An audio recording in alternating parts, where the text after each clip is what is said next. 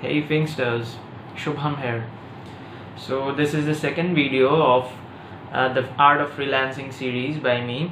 So before beginning this video, I would like to say a big thank you to Chris for gifting me this book. I'm really full of gratitude and out of words how to thank you for this. It means a lot for me. I'm not only going to read this book, I'm definitely going to research on it. I'm going to eat it, not read it. Anyway, let's talk about today's discussion. Today I want to focus on something called resilience, which I learned in a month. So when I began with freelancing, I wrote 4 articles, or I don't exactly remember. Yeah, it is 4 or 6 articles in a month, and I was not very confident about it. I felt that I was not very confident about freelancing. So what I did was I just gave it a try. But by the end of the month, I saw that this was building, and this was giving me a lot of progress.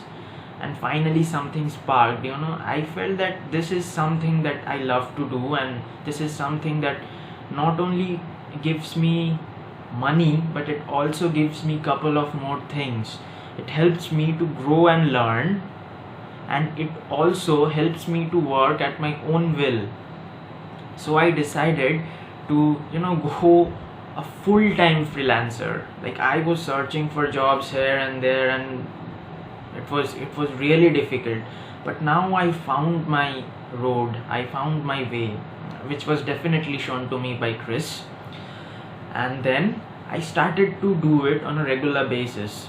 So I worked. I started increasing the number of articles and the contents that I make as of now, week after week. So if it was 5 or 10, 5 videos or 5 articles in a week, then I would move on to 10 articles the next week. Or I would try to improve the quality, improve the contents. If Chris asked me to write an article that would have 1000 to 1500 words, I would try to make sure that it would be somewhere between 1200 to 1500 words. So that's how I try to improve myself. In the beginning, I won't lie, in the beginning when I started writing, I felt it was very difficult to write 1000 words in a few articles. I felt, how would I go about this, how would I approach this? But when I kept writing, and I again kept writing, this was actually told to me by Chris that you will gradually improve and I'll help you out with that. So I kept writing and I kept writing, and finally I felt that even in the articles that are before, I would find very difficult to write even 500 words on a few articles. But later, when I was into this writing thing, I found that there is so much out there to research, there is so much out there to learn. So I could put those things into words. Why 1500? I felt that I could exceed 1500 words as well in some of the articles. So that's how it went. Now I remember I promised you that I would show you my progress. So I have been progressing very slowly, but definitely steadily. So I thought of making a graph out of it, but I am too young as of now in the world of freelancing to make a graph out of it. However, I'll just show you the my monthly increase in the income or my earnings. So I hope that would help. It's very personal, I know, but since I said that I am going to be very transparent and this is going to help others, I am pretty sure this is going to help others and show you some way or some roadmap towards the world of freelancing. So I'm going to show you my earnings from maybe August. I think I started mid of August. So I'll show you my earnings from August to September, then September to October, and then from October until now. So I'll show you the gradual increase. In August, I definitely I just started it, so there were only 4 to 6 articles. But August was the month which showed me that yes, freelancing is the way to go. So in this video, that was enough. That was enough for this video. However, let's jump or go into my laptop, and I'll show you my earnings, and then we'll wrap up our video there. Thank you. So we are into my laptop. I hope you can see the screen clearly.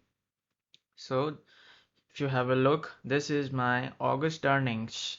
So I wrote 4 articles, and the earnings were typically 50 and 60, $110. That's what I earned in August. Now let's check my earnings for the month of September.